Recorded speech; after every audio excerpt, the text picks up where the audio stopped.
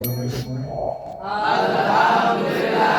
sehat, semangat, bahagia. Udah mulai panas ya. Baik. Oke. Baik. Sebelum belajar, silakan memperkenalkan diri terlebih dahulu. Nama saya Freddy Ilham. Kalian boleh memanggil dengan panggilan Abi. Oke. Kayaknya kalian belum saling kenal ya? Belum ya? 2 menit dari sekarang, kumpulkan sebanyak-banyaknya nama teman kalian, tulis di buku itu.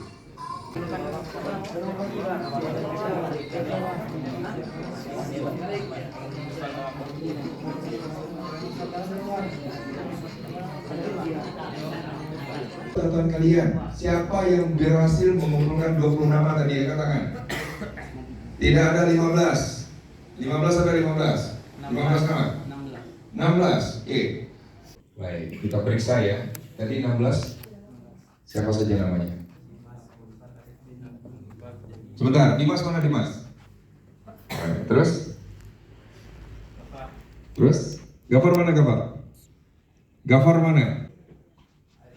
Arifin mana? Oke, lanjut. Agung.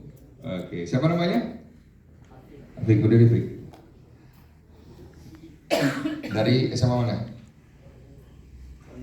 Darul Muwahhidin. Dari Darul Muwahhidin di Penyalayan berarti? Ya. Oke. Ini hadiah untuk Afik. Lanjut.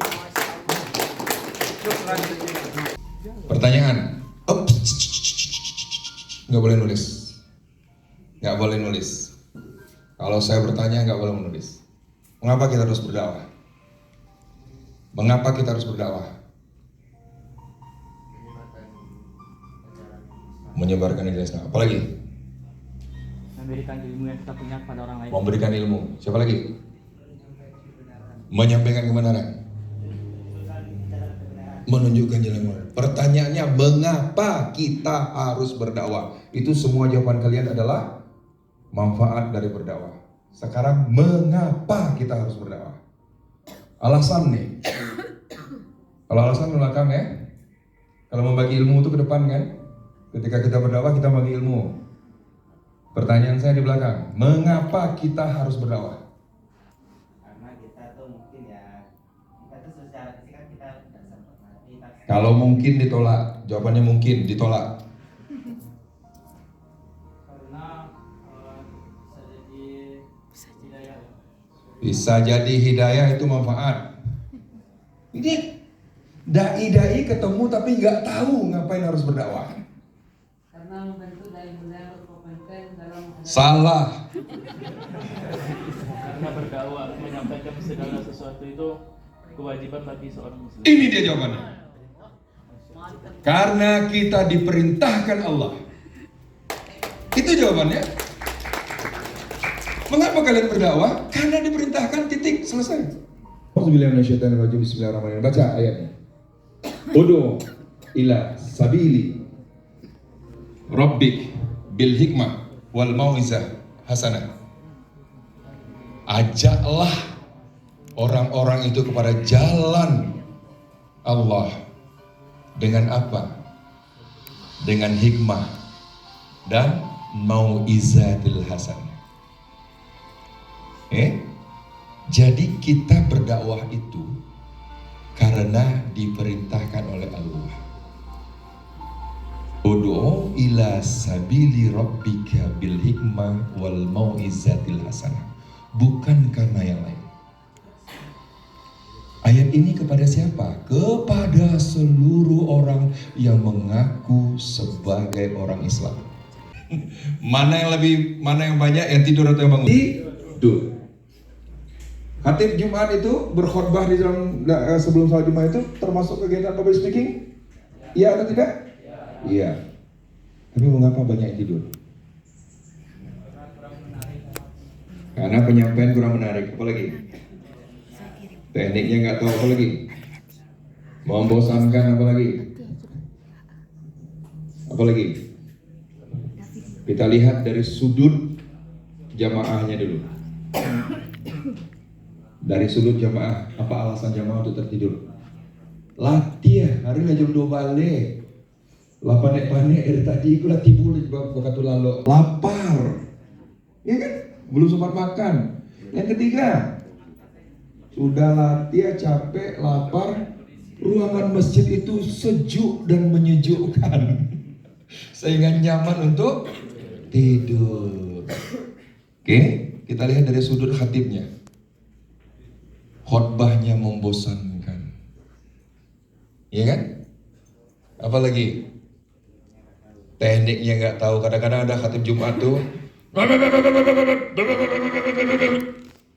pitch control main di atas terus. Ketika kita mendengarkan suara dengan intonasi tinggi terus-terusan, maka gelombang otak kita akan berada pada gelombang beta. Ujung-ujungnya bosan, takut, segala macam, dan kita abai. Selesai. Lalu, kemudian, apalagi alasannya? Dari khatib katakan, menjadi khatib itu adalah kegiatan public speaking paling berat. Pernah lihat peluru? Pernah. Peluru itu kalau ditembakkan, kena kepala, berapa kepala yang dia tembus? Satu peluru hanya mampu menembus satu kepala. Tapi kata-kata yang diurangkai dengan baik akan mampu menembus jutaan kepala dan menggerakkan jutaan manusia. Apakah bicara yang asal bicara? Nih berbagai gaya presentasi mubalik nih. Ada mubalik ini yang biasanya malu-malu. Assalamualaikum warahmatullahi wabarakatuh. Bapak-bapak dan ibu-ibu, ada nggak yang seperti ini? Apalagi kalau di depan ada gurunya, makin banyak oyak itu. Ada nggak yang mubalik ini yang marah-marah aja? Dari awal sampai akhir,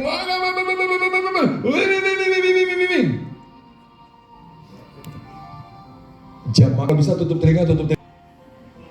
Pasai wak, ada ustaz tuh kena benang sawak. Orang ini salah aja semua. Kira-kira kalau 2 jam dengerin orang marah-marah, ada nggak yang manfaatnya bisa kita bawa pulang? Nah, ada. Yang ada itu apa? Sakit hati. Dimarahin melulu.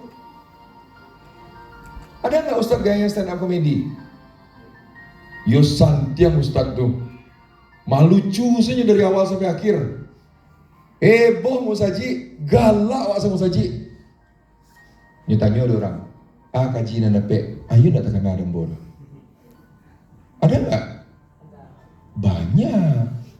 Nah biasanya masyarakat kita yang populer ya ustaz-ustaz stand up comedy ini. Abdul Somad jangan hati-hati loh. Abdul Somad itu pintar melucu, tapi isinya nyampe. Beliau tidak melucu dari awal sampai akhir. Tapi yang kita bilang di sini stand up comedy ini yang hebatnya cuma melucu doang. Saya banyak belajar dari Ustaz Abdul Somad, walaupun beliau lucu.